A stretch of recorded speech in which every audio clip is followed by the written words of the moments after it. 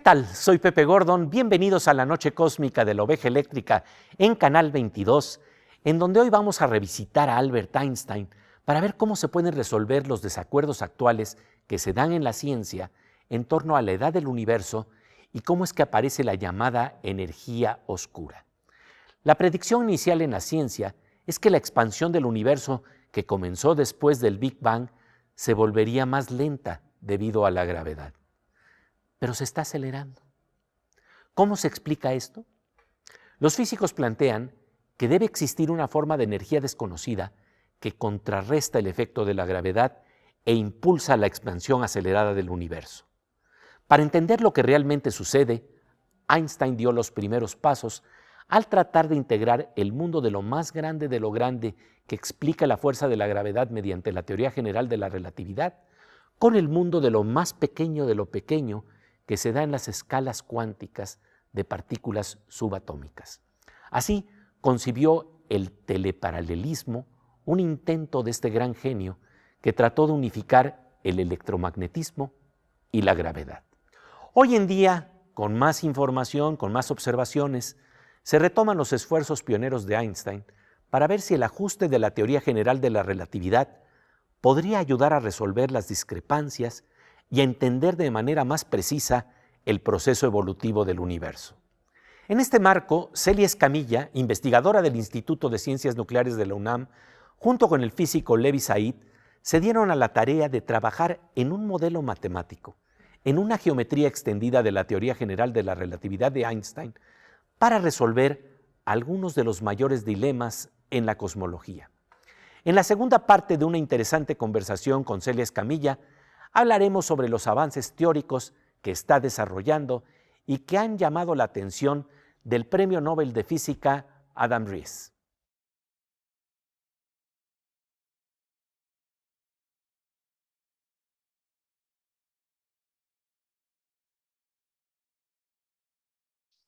Háblanos precisamente de eso, de los trabajos que has estado haciendo con un colaborador tuyo en la Universidad de Malta, Said, que tienen que ver justamente con esos estudios que primero son teóricos y que luego, como en el caso de lo que pasó con Einstein, se fue mostrando que la realidad se ajustaba a esas matemáticas que ustedes, que Einstein jugó.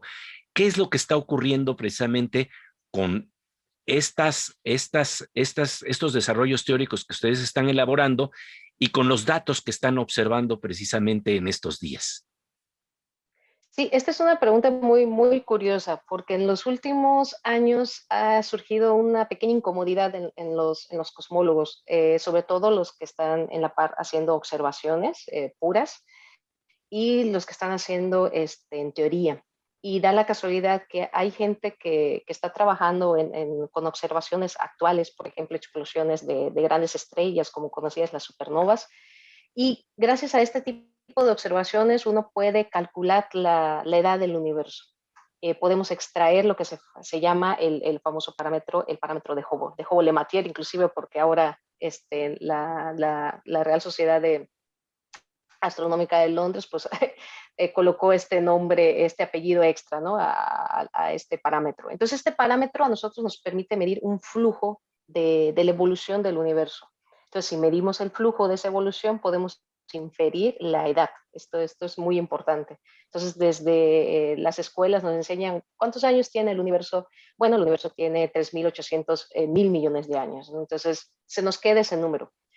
Y lo que está ocurriendo ahorita en este ámbito cosmológico es que si uno estudia este tipo de explosiones de estrellas, ese número cambia, ¿sí? Al parecer, ese número debería ser un poco más bajo de lo que se espera. Y que se había obtenido ya muchísimo antes, que se había realizado con observaciones de un universo todavía más joven, resulta ser muy alto. Entonces, ahora estamos tratando de resolver esta problemática, como decimos, es el tema caliente de este siglo, diría yo, que es el universo más joven o más viejo de lo que esperábamos.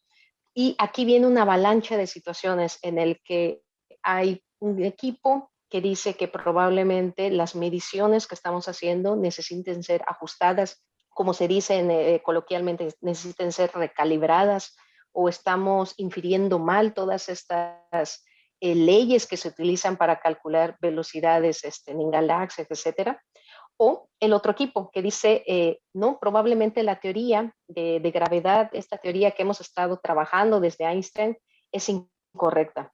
Y ahí es donde hay un punto muy fino, no es que sea incorrecta, claro que es correcta, lo que pasa es que falta extenderla, falta modificarla. Entonces, en ese sentido, ahí es donde entro yo, ¿no? Junto con mi colega. A él lo conocí en una reunión donde explicaba acerca de esta teoría teleparalela y por primera vez yo veía, bueno, jamás había escuchado hablar de este teleparalelismo, ¿no? En relatividad general. Y al escuchar, digo, bueno, ¿por qué no logramos aterrizar estas ideas, hacerlas desde un punto de vista cosmológico, ponerlas en este idioma del universo y ahora sí, vemos si pega con las observaciones? Y eso fue lo que ocurrió.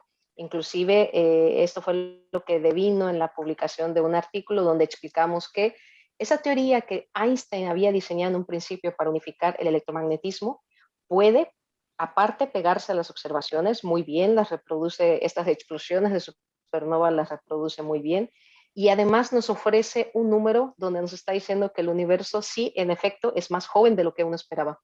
Y ahí es donde entra todo este trabajo arduo, ¿no? Inclusive el mismo Premio Nobel de Física del 2011, Adam Riess, se comunicó conmigo y me dijo, bueno, tu teoría me llama muchísimo la atención, déjame incluirla en un manuscrito que estoy haciendo ampliamente de estudios de teorías, y ahí está la teoría de nosotros, ¿no? Considerada como un candidato, ¿no? A resolver este famoso problema de estos dos grupos, ¿no? Pero lo que continúa es, bueno, si Einstein desde más de 100 años lleva su teoría siendo probada, entonces esta seguramente seguirá siendo probada en los siguientes años. Es increíble el poder del pensamiento teórico de los grandes científicos que se tiene que contrastar rigurosamente con los datos observados. Se trata de un proceso paciente, delicado. Lo interesante es que el trabajo de Celia Escamilla y de Levi Said están llamando la atención de científicos del calibre del Premio Nobel de Física Adam Riess. Después del corte, seguiremos conversando con Celia Escamilla sobre los nuevos modelos geométricos del universo en expansión que está desarrollando. Mientras tanto, pasamos a la sección de nuestra compañera Aura López para asombrarnos con la tecnología y creatividad que nos traen la ciencia y el conocimiento. Pues querida Aura, como siempre, un gusto encontrarnos aquí en La Oveja Eléctrica. Gracias, Pepe, el gusto es mío. Y fíjate esta frase: todos esos momentos se perderán con el tiempo como lágrimas en la lluvia. Pertenece a la película Blade Runner, que está basada en el relato de Philip K. Dick, Sueñan los androides con ovejas eléctricas, y nos plantea el problema de si los androides pueden tener dolor, si los robots pueden tener dolor, ¿pueden llorar? Pues no sabemos todavía si pueden llorar, pero ya están haciendo investigaciones para que sientan dolor. La intención de estos investigadores de la Universidad de Nanyang es que lo que están buscando es que un robot pueda sentir dolor para poder autorrepararse.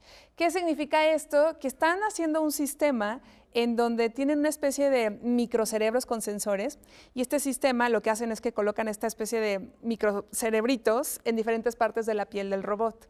Y lo que sucede es que en vez de que la unidad esté centralizada y lleve más tiempo que un robot detecte justamente la acción del dolor, inmediatamente al tener estos microcerebritos con sensores puede detectarlo.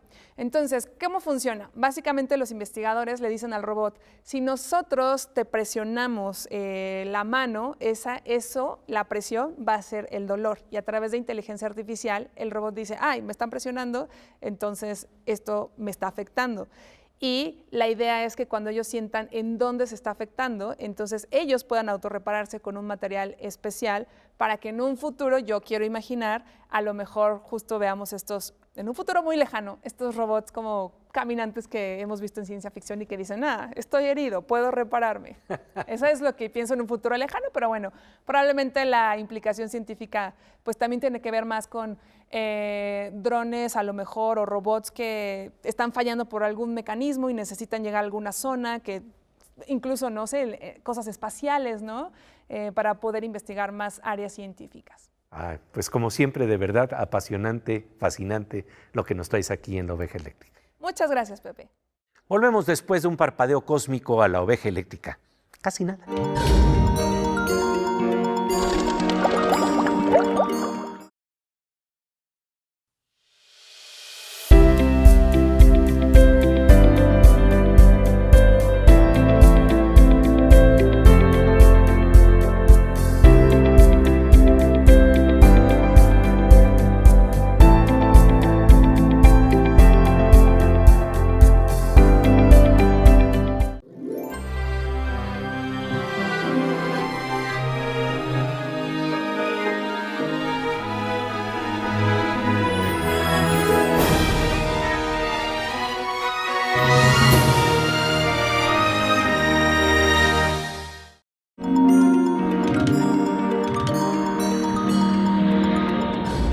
Como de rayo, con tintes de color verde y dorado, estamos de regreso en la noche cósmica de la Oveja Eléctrica, aquí en Canal 22, en donde estamos revisitando a Einstein.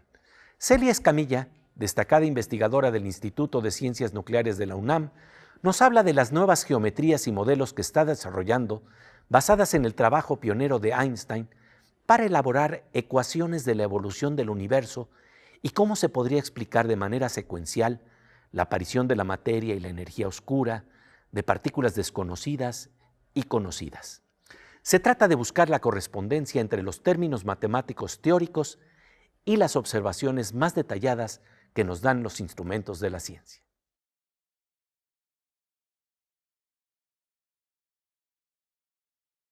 El universo está expandiéndose y lo está haciendo de una manera muy acelerada y todo lo que se concebía desde un punto muy pequeño se diluye conforme el universo se expande. Entonces, esta teoría lo que hace es, bueno, el poder trabajar en una zona, en una geometría a la edad de hoy y luego irnos un poco hacia atrás, irnos atrás, cambia la intersección y luego en esa nueva geometría, ahora sí, se encienden todos estos grados de libertad que habíamos perdido, ¿no? A lo largo de esta evolución. Entonces, todos esos grados de libertad se ven denotados por nuevas cantidades matemáticas en las ecuaciones. A veces tenemos una ecuación de evolución del universo, entonces lo que hacemos es básicamente encender un botón, hacer un cambio de geometría y todos estos nuevos términos se encienden y se proveen información, como por ejemplo el hecho de que probablemente podamos tener nuevas partículas o nuevas familias de partículas.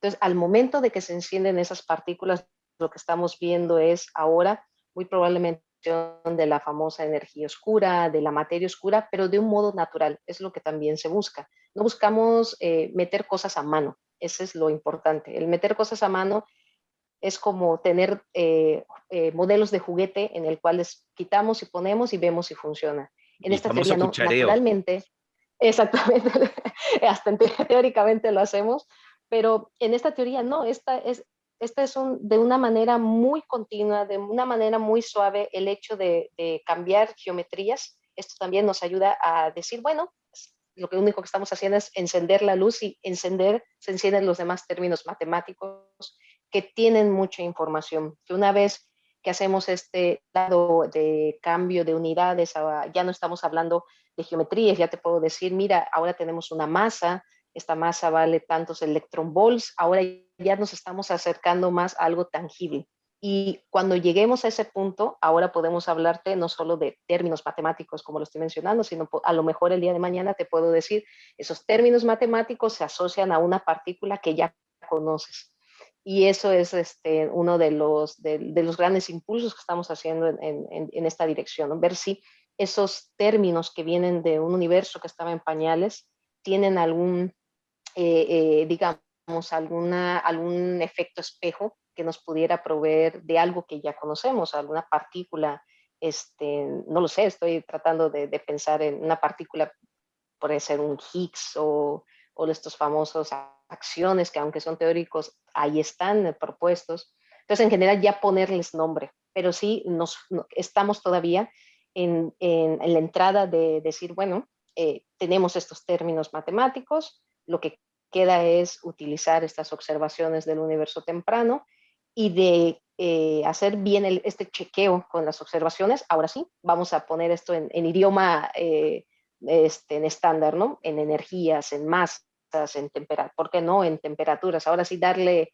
una etiqueta, ¿no? A estos nuevos términos matemáticos.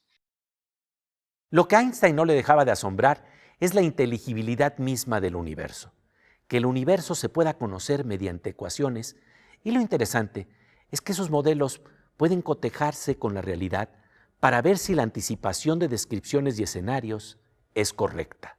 Este es el gran poder del pensamiento teórico. Después del corte, seguiremos conversando con Celia Escamilla sobre este fascinante tema que busca abrir nuevas vistas en el entendimiento de la evolución del universo. Por lo pronto, pasamos a la sección de nuestro querido doctor Morsa, el físico Manuel López Michel.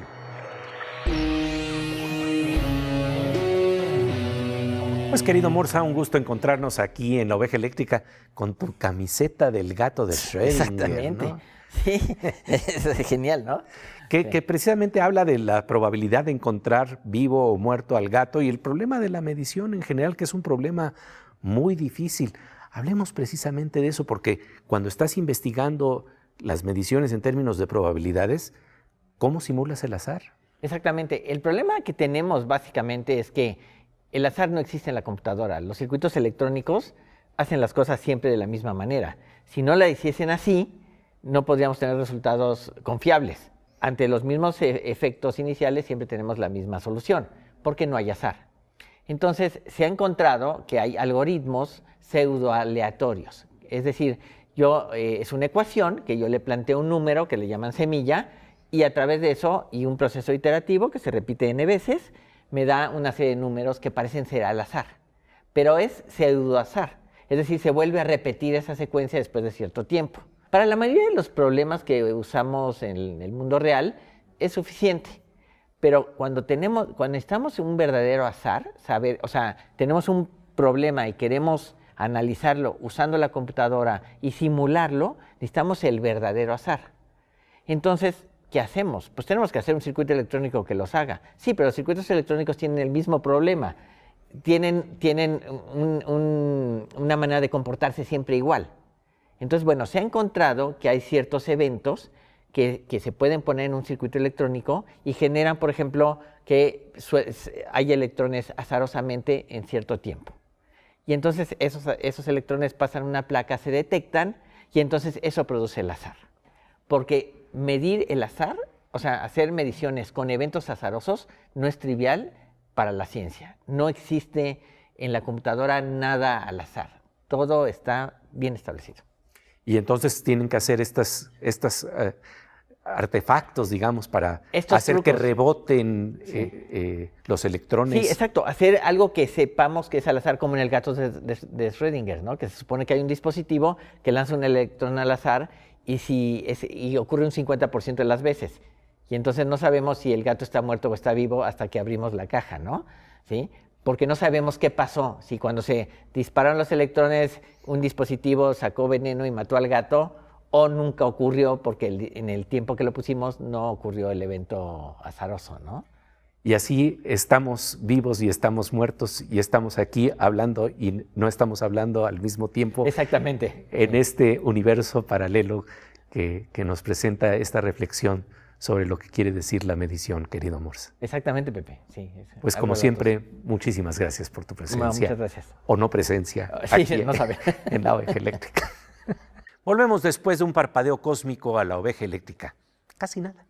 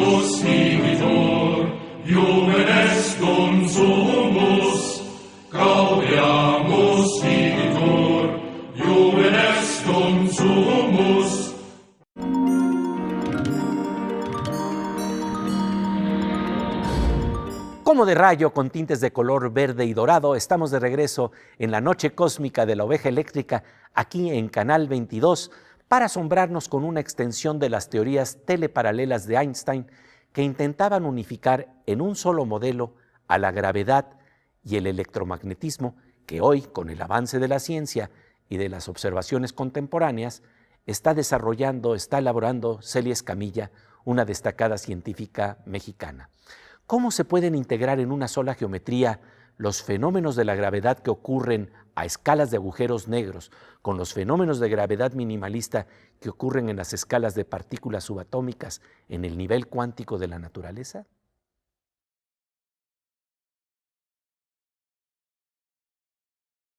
O sea, al final estamos trabajando en una geometría que es riemanniana, que es plana, y entonces el detalle es que cuando uno trata de hacer la cuántica, trata de sacar estos operadores cuánticos, hay algo que está mal, la matemática está mal.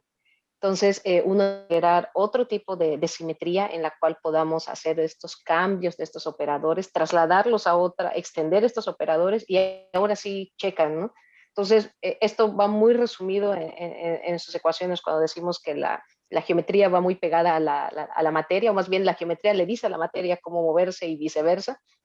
Entonces, en ese sentido, ese es el problema que tuvo Einstein en estos últimos cálculos, el hecho de que estos operadores que él tanto buscaban, tratando de encontrar estos operadores de creación y de aniquilación, no funcionaban en esa geometría. Y se quedó con esa idea de teleparalel, ¿no? Que es, bueno, en lugar de considerar una simetría que es en plana, ¿por qué no hacemos un poco las cosas de decir, cambiemos la estructura de este largo, ancho y altura y este famoso vector del tiempo, vamos a cambiarlos de sentido, vamos a hacer, incluso en teleparalelismo tienen forma de un paralelogramo, inclusive. Entonces lo que buscamos es que todos estos lados del paralelogramo se unifiquen en un solo punto, y es en esa unificación donde ahora sí podemos hacer los operadores cuánticos. Entonces esa es digamos, la idea con la que murió Einstein, inclusive. Sin duda, debe de ser fascinante ver ya cómo al ajustar el pensamiento teórico, algunas cosas empiezan a adquirir sentido y, como bien nos dice Celia Escamilla, el rigor y la autocrítica deben ser aún mayores, ya que estamos hablando de conocimientos que permitirán explicar algunos de los desacuerdos actuales en torno a la evolución misma del universo. Es por eso que el Premio Nobel de Física Adam Ries se interesa en lo que está haciendo esta destacada científica mexicana. ¿Qué detecciones y experimentos permitirían ver que la dirección de estos modelos continúa en buen camino? De ello hablaremos con Celia Escamilla en la próxima emisión de La Oveja Eléctrica. Y bueno, es el momento de abrirnos a los modelos que unen ciencia y belleza con nuestra querida Miriam Moscona.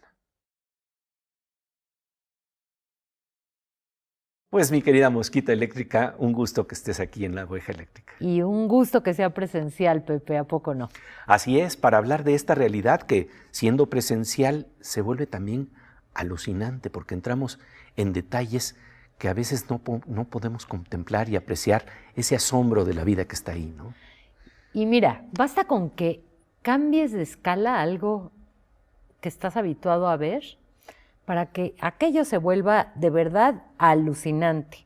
Entonces hoy de lo que vamos a hablar es algo que parece más un collage hecho con materiales urbanos, con desechos, que algo de lo que estamos hechos tú y yo y los espectadores de La Oveja Eléctrica y La Oveja Eléctrica. De una realidad alucinante. Así es. ¿Qué fumaste?, solían decir algunos jóvenes al mirar representaciones como esta. Esta composición abstracta y geométrica a la vez parece más el mapa de una ciudad futurista que una célula. Se trata de la imagen más detallada de una célula humana hasta la fecha, obtenida de la radiografía, resonancia magnética nuclear y microscopía crioelectrónica. En efecto, parece producto de una alucinación con psicotrópicos, pero se trata de la unidad más pequeña que puede vivir por sí sola y que forma todos los organismos vivos y los tejidos del cuerpo.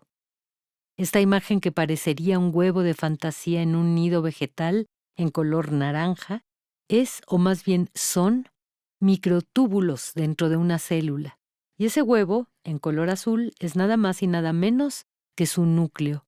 Esta increíble imagen fue reconocida en el Nikon Small World 2020 y se obtuvo mediante un microscopio confocal de 63X.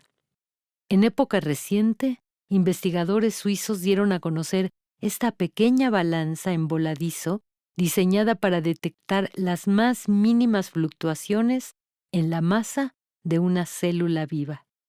En pocas palabras, la oveja eléctrica, nuestra ovejita, no necesita psicotrópicos para alucinar.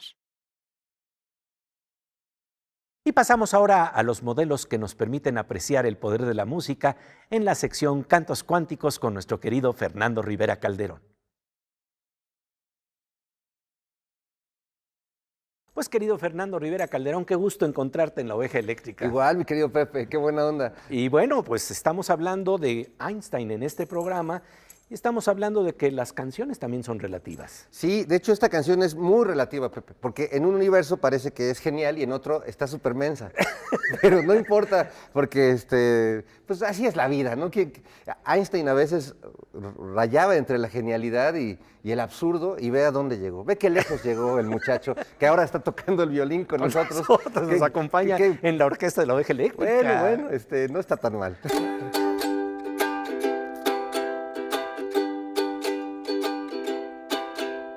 Las estrellas, ¿a dónde van? Las respuestas, ¿dónde están? Einstein. ¿Dónde? Einstein. Todo es relativo, el PRI y el PAN. Ya perdí mis llaves, ¿en dónde están? Einstein. ¿Perdón? Einstein. Einstein, Einstein. ¿Dónde están? ¿Dónde están? ¿Dónde están? Einstein. ¿Dónde están? ¿Dónde están? ¿Dónde están? Einstein. Es un monstruo de la ciencia. Es Frankenstein. Einstein, Einstein. Frankenstein. Frankenstein, Frankenstein. ¿Dónde Einstein? ¿Dónde Einstein? ¿Dónde Einstein? Einstein. Einstein. Einstein. Te estoy diciendo querido que Einstein. Einstein.